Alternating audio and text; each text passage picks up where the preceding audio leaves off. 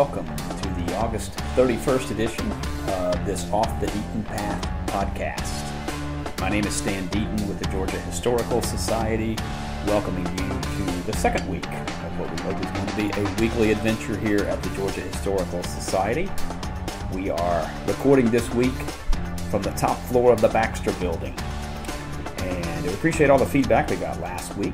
On our first podcast, I was talking about a new biography of Hitler and how enlightening that was. This week, as we enter Labor Day weekend, it is the beginning of college football season, and that's what I want to talk about today.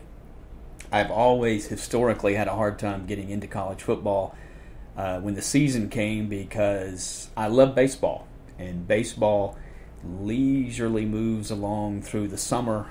It does not have the heat and emotion of a college football season. You know, in a college football game, as Louis Grizzard, the great Atlanta Journal-Constitution columnist and humorist, once said, you know, it's always seemingly, every game is a matter of life and death. And with the college football playoffs and everything seemingly on the line, and so many rabid college football fans, it seems like there's so much emotion and hatred and love and all wrapped up in college football that is lacking in a sport like baseball. That is not to say that Yankees fans don't hate the Red Sox and vice versa, and everybody hates the Yankees. But there's something leisurely about the season. It coasts along. It is not life and death in every game. But college football season is relatively short. So I'm just usually not I'm not ready for it, so to speak, when it finally gets here. When it does get here every year, right around Labor Day, and it will go on hot and heavy until the first couple of weeks in January when the college football national championship will be decided. But we're kicking off this week. There were actually some games last week. They were not really all that important or all that good. You probably didn't even know there were any. But this weekend, for sure, there are several big games. Before I start talking about them, it's become the norm in college football that most teams open up against some sort of cream puff on their schedule, and everybody kind of yawns. Case in point, University of Georgia, which is my team, is opening up against Appalachian State this weekend. Might be a very good game, but you know it's not that exciting from the standpoint of great rivalry in college football. Certainly doesn't have the kind of marquee value of a Florida-Georgia game. Now you may say, well, a lot of games don't have that, but it's been my contention for a long time that there should be one preseason game in the college football season. That would help get some rust off. It would help these kids, and they are kids, who learn to play under enormous pressure of playing in a game that doesn't really count for anything. I understand that there is always the risk of injuries to a key player in a game that doesn't mean anything. We witnessed that last weekend when the New England Patriots' top wide receiver, Julian Edelman, went out with an ACL injury in a preseason game against the Detroit Lions. Very unfortunate. He'll be gone for the entire season playing in a game that didn't mean anything. There's always that risk. But in college football, some teams will open up. I'm looking at some schedules right here. Boston College is going to open against Northern Illinois. Clemson, the defending national champion, is going to open up against Kent State this weekend. Meanwhile, in Arlington, Texas, Michigan is going to open up against Florida. Those are two huge games, or two big-time teams, big conferences, Big Ten and SEC, playing each other in the first game of the season. They've had no chance to really get their guns unlimbered, if you will. Michigan-Florida is probably going to be a great game, but you know it might be even better if both of these teams had played one preseason game against a lesser team. It allows them a chance to warm up. It allows them to go through game preparations without accounting for anything. And no one expects that Michigan and Florida, and it may be a great game, but no one expects that the teams that we see this season are the teams that we will see later. Both of them are probably going to be really, really good, but they're probably not going to be really, really good this weekend. But nevertheless, college football fans love these kinds of matchups, and so they're going to kick it off 3:30 Saturday afternoon. Now, Ohio State and Indiana are playing tonight, Thursday evening. This should become a big night in football, both pro and college. Some other teams. The other big game this weekend is in Atlanta. Florida State plays Alabama. Now, this is a huge game. Florida State's ranked 3. Alabama ranked at the top. Alabama's coming off a tough loss in the college football championship game to Clemson last year in a great game They have retooled. Nick Saban is going to have these guys ready to play for a championship again this year, and this is a big game. Maybe be a preview of one of the college football playoff games happening in Mercedes-Benz Stadium in Atlanta on Saturday night. There are other big games this weekend.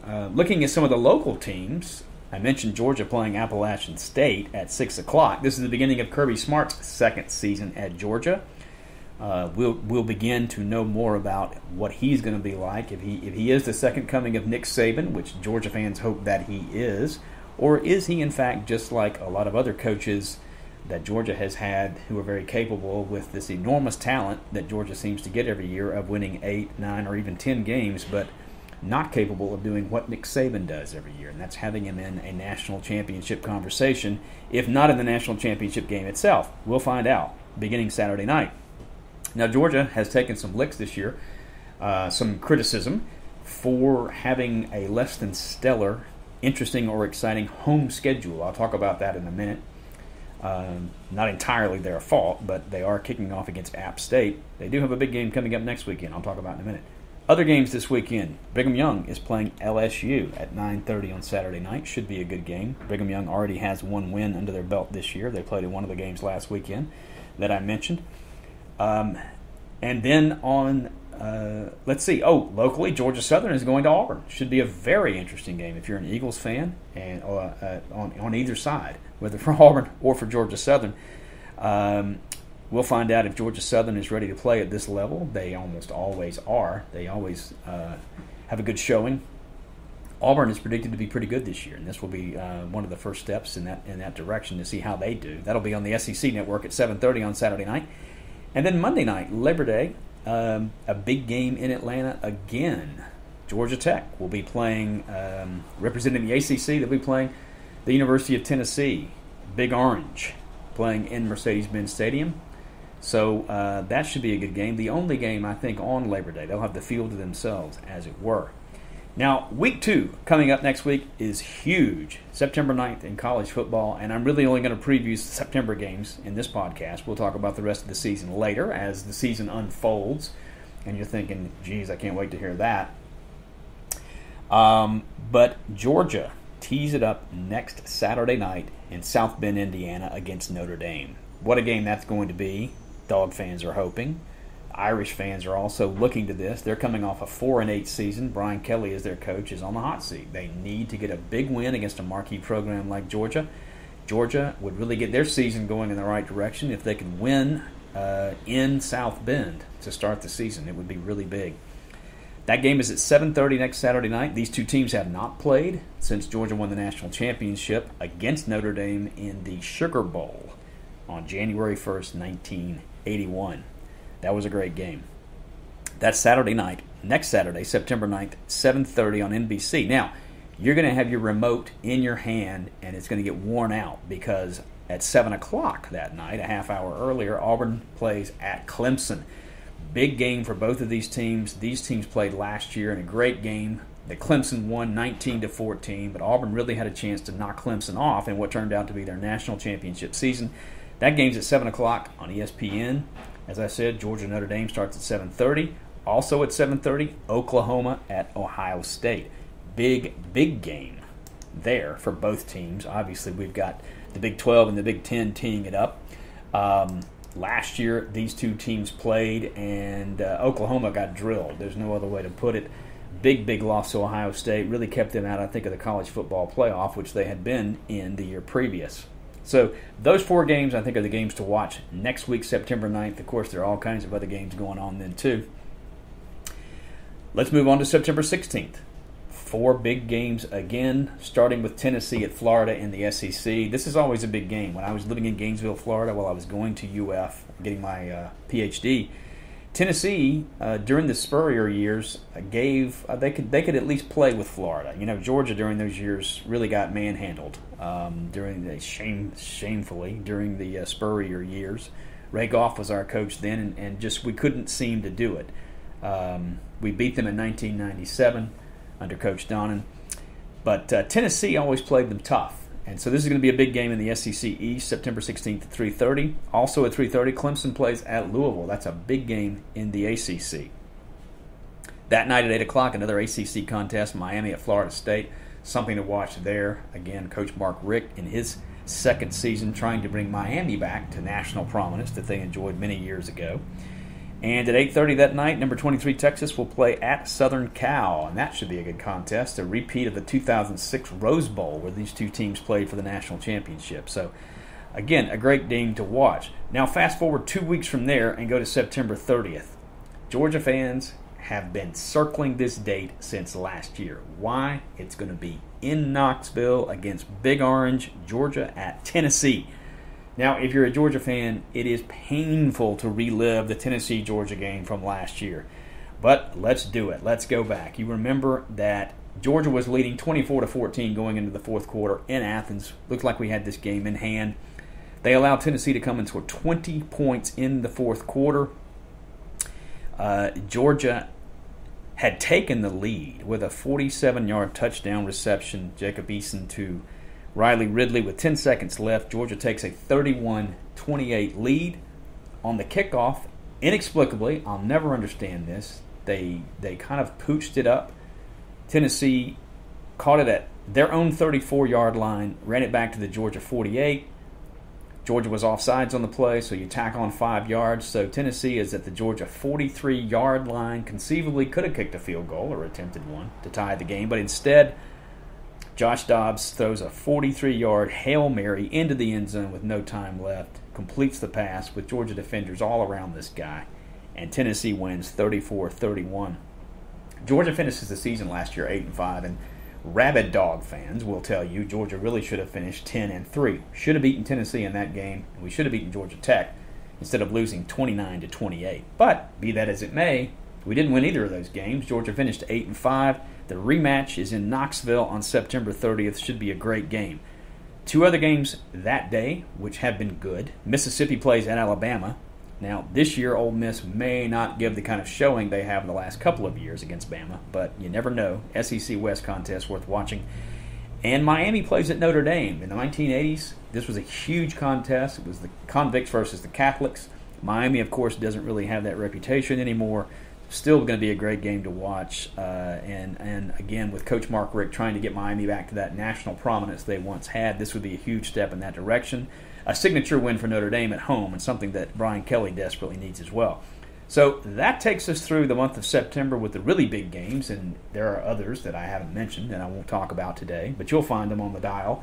I do want to talk very briefly about schedules. Georgia has, I mentioned, opening up in Athens on Saturday night, September 2nd against Appalachian State. Here are the other home contests that they will have this year. They will play Samford. No, not Stanford. Samford with an M. They will play Mississippi State. They will play Missouri at home, South Carolina at home, and Kentucky at home. Now, those are some good SEC games. Georgia needs to win all of those to have a good showing in the SEC East. But there's been some talk that that's a very weak home schedule in terms of having any interest from national broadcasts. We'll probably see games on the SEC network and not on CBS at 3:30. But we'll see. If Georgia starts running the table, we'll see. And I suspect we'll see CBS in Athens for those games. Away, they play, as I said, Notre Dame. They go to Knoxville to play Tennessee. They go to Vanderbilt the following weekend in Nashville. They play Florida in Jacksonville, as always. In my opinion, a home game for Florida. I'm not sure why we do that, but that's a conversation for another podcast. We've been doing it forever, I think since 1933. We go to the Plains this year and play in Auburn, and we go to Atlanta the Saturday after Thanksgiving to play Georgia Tech. Speaking of Georgia Tech, they finished 9-4 last year, outperformed Georgia, as I mentioned, on the field at Stanford Stadium on November last year after Thanksgiving. Pulled out a win, 29-28. They open up in Mercedes-Benz Stadium against Tennessee on Labor Day. Then they play Jacksonville State at home, Pittsburgh, North Carolina, Wake Forest, Virginia Tech, and Georgia. And their away games, they go to Central Florida, where Coach Charlie Strong has moved over from Texas. He's now there with the Black Knights. They also play in Miami. Should be a really good game. Circle that one on your calendar. October 12th, Mark Richt against Paul Johnson again. They go to Death Valley and play Clemson. Big game there, October 28th. They go to Charlottesville to play Virginia on November 4th. And they play Duke on November 18th. to round out their road schedule. So we'll bear watching to see if Tech can repeat last year's 9-4 record. Now, at this point, Georgia is picked to win the SEC East. No one has them winning the SEC because everybody has Alabama circled. We'll see how this all plays out. Should be a great college football season, and it begins this weekend. Our producer today, as I mentioned, from the top floor of the Baxter Building, we appreciate being here. Our producer today is Chet Morton. As always, if you have a complaint about this, if you think I'm completely out of my mind about any of these predictions or anything I've said, please send an email to Chet and let him know about that. If you have something really nice to say or a praise for this show, please write to me at sdeaton@georgiahistory.com. Our erstwhile engineer this week and every week is our own Brendan Crellin. To learn everything about what the Georgia Historical Society is doing, please go to the website at georgiahistory.com, and don't forget to check out my blog at Off the Deaton Path. Thanks so much for being here. We look forward to seeing you again next week. So long, everybody.